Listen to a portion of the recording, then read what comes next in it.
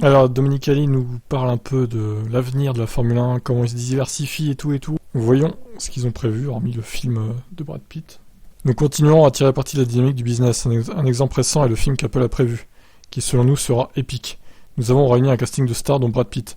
Il est réalisé par Joseph Kosinski et produit par Jerry Bruckheimer, tous des stars à part entière très excitants. Mais il a intérêt d'être bien, j'ai hâte de voir.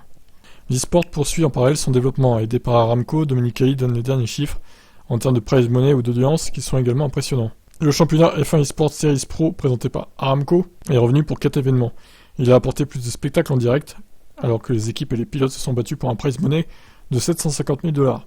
À l'instar de la F1, nous avons vu plusieurs pilotes de haut niveau évoluer sur la grille.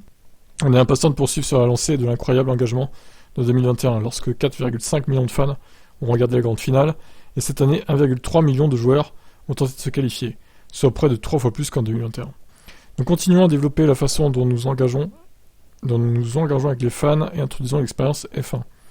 Ah oui, avec F1 Arcade justement, on en a parlé ce matin, il s'agit du premier lieu immersif sous licence F1. Les clients peuvent s'immerger totalement dans 60 simulateurs de mouvement et vivre le frisson de la course, tout en profitant d'offres de nourriture et de boissons de première qualité au cœur de Londres. Nous prévoyons de déployer ce concept dans d'autres villes. Bon, pour l'instant, le concept est pas au point, je voudrais pas dire, mais bon. Cependant, cette diversification dans le virtuel ne doit pas effacer ce qui doit rester la priorité pour Domenicali, à savoir la piste et le bitume. L'Italien espère surtout que les fans conquis en ligne se rendront sur les circuits. D'un autre côté, je dirais que ce dont on a besoin, nous sommes un sport physique sur un circuit, donc toute croissance qui se produit dans le secteur de gaming doit se traduire par de la passion que nous voulons voir chez les gens sur le circuit.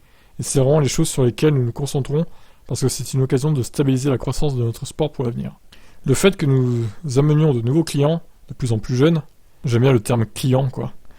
Ça veut tout dire, hein, nous permettra de voir, du point de vue des licences de jeux vidéo, une opportunité supplémentaire d'augmenter le flux de revenus pour nous.